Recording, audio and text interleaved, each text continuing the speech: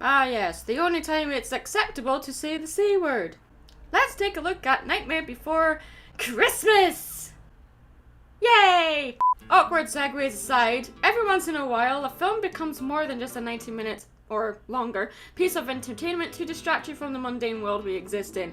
Sometimes a film connects with us at such a level that it becomes rooted within us, and influences how we think and how we see the world, and therefore how we interpret it in what we create. This is why the term "it's just a movie" or "it's just a joke" is so flippant and dismissive and close-minded to me. However, when creating becomes your job, it can be mentally draining and can leave you feeling empty when you just don't feel the same inspiration or joy you once felt.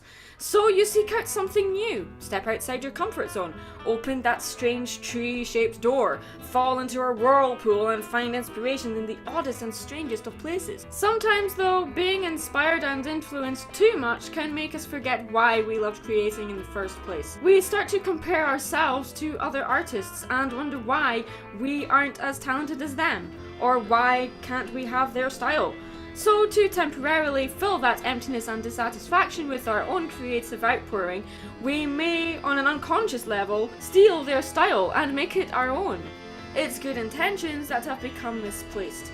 And then when things don't quite work out for whatever reason, we remind ourselves why we love creating and go back to our own true selves. When writing the scripts for these videos, sometimes they are so rigid and automatic that it feels like I'm a machine. I'm back behind that bloody conveyor belt, mindlessly packing biscuits or scanning someone's groceries.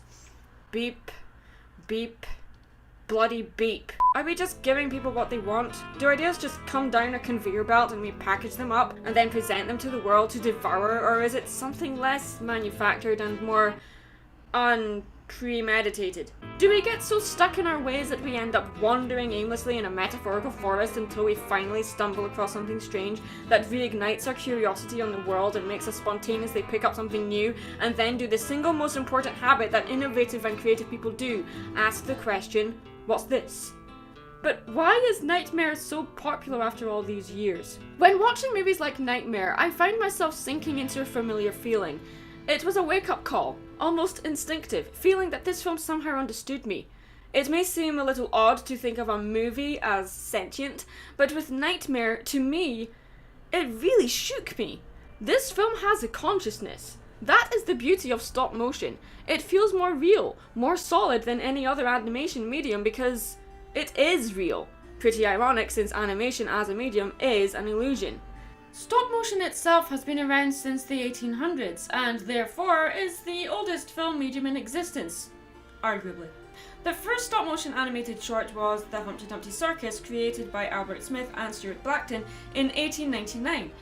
But stop motion itself didn't become mainstream in film until its use by special effects artists in motion pictures. Willis O'Brien used stop motion in the 1925 live-action film The Lost World, as well as the iconic 1933 King Kong. In the 60s and 70s, stop motion was used to create the feature films The New Adventures of Pinocchio, Willie McBean and His Magic Machine, and of course, Rudolph the Red-Nosed Reindeer.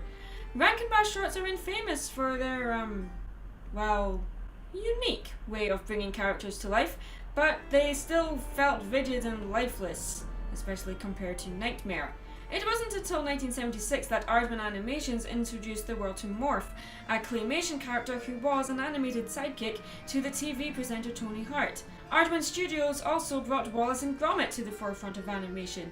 Though Nightmare wasn't the first feature-length stop-motion film ever made, it was one of the more widely released features and is still the highest-grossing stop-motion animated movie of its time.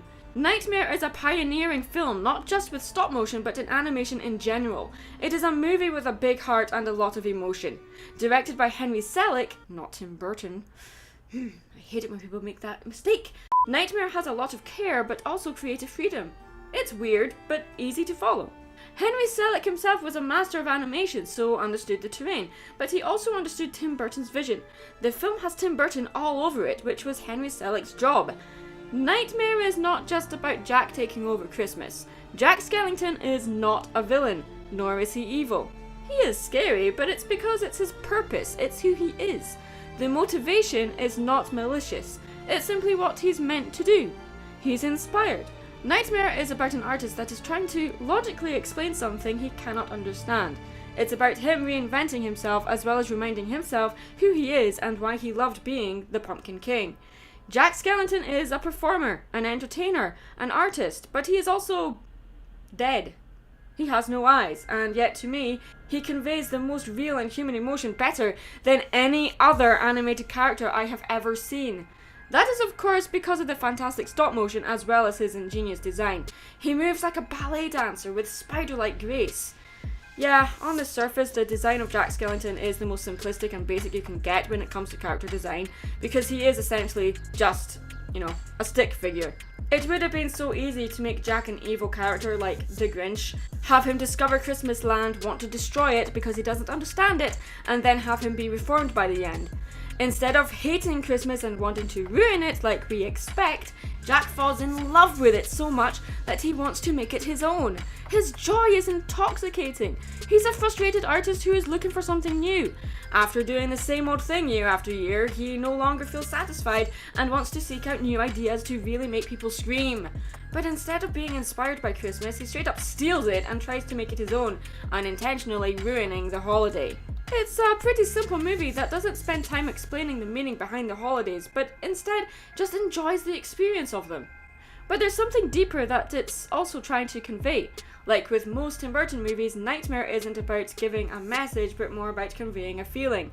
In Vincent, it was about duality, not quite feeling comfortable in this space we are forced to exist in, so we seek out a form of escape. Nightmare isn't about escaping, but more about remembering why we love creating in the first place. At the beginning of the movie, Jack laments about how there are few who deny that he is the best at what he does. But by the end of the movie, he realizes it's not about reputation or fame or validation, but because of the joy it brings himself and to others. For Jack, it became more of a duty than a joy. He got muddled for a moment, which I think we can all relate to, which is why I think Nightmare is still so popular. For me, creating is not just something I enjoy doing, it's something I need to do, something that I am driven towards. Creating something always starts with a decision. I've never been good in social situations. I like to find a corner to myself so I can just sit and listen to my brain that never stops talking, not so I can listen or anything, but to just let it do its thing. Drawing helps me focus. I got into so much trouble in school for drawing in class. So when the teacher tells me to stop, I end up drifting away in a dream, and then I get into trouble for that too! I needed to draw to help me pay attention and absorb what she was saying. It doesn't distract me from reality, it helps me to make sense of it. The first time I saw Nightmare was when I was in high school. I was at a house party, having a few drinks with friends, and all I remember from the evening was that a massive garden spider ran around the living room. All I remember was the feeling, but it stayed with me. Without knowing it, the film connected with me on a subconscious level, so when I watched it again, it really stuck with me. One of the most underrated and underappreciated characters in Disney, and perhaps arguably in animation in general, is Sally. Sally is literally a creation. She is a rag doll made of many parts, stitched together and stuffed with leaves, kind of like a Frankenstein's monster idea. But because Dr. Finkelstein, her creator, keeps her locked up, she makes several attempts to escape from him. Dr. Finkelstein is frustrated with Sally as she did not turn out the way he planned, so instead keeps her locked up. Sometimes when creating something you have to set it free, which Dr. Finkelstein just did not learn. Sally is a character that pulls this movie together. She's the one that relates to Jack about feeling empty. She's the one that gives him a basket with wine and food when he's locked himself in his tower.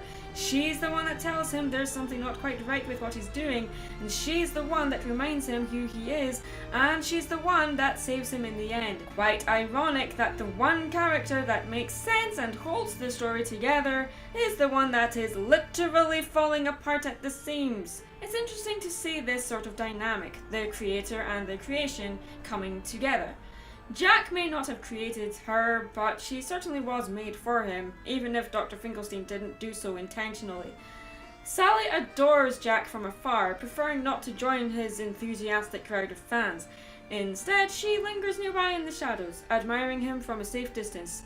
The feeling of being in love with someone who may not reciprocate is something not often conveyed in mainstream animation. I think that is a beautiful thing that is not given nearly enough attention.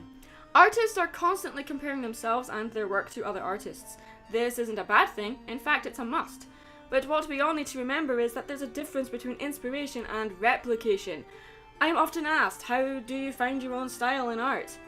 I never really had an answer for that other than to be inspired by other artists. But in truth, you shouldn't really worry about finding your own style because, as I have experienced, your style finds you. It's something that comes naturally to you as you experiment and grow. Style is not the same as technique because creativity is not a talent. It's a state of mind. A style is how you convey something. Style is your own form of expression. Style is how you communicate. When we learn to talk as babies, we are finding our own voice. We don't duplicate someone else's voice, we exercise our own voice by making the sounds we think they're making. Again, inspiration, not replication. Films like Nightmare stay popular because we are drawn to simple things that convey familiar feelings. Films like Nightmare and other stop-motion films don't need to have catchphrases or pop culture references or fart jokes to make them popular. Nightmare is basic and simple, but it is also incredibly creative in both its animation and for its story. Mashing two holidays together like this is ingenious. It feels unnatural and wrong, and yet somehow it works. It has become a staple of Halloween, and long may it stay. I think this is why Nightmare is still so popular and why it will remain so. I'm Mad Munchkin. Stay creative.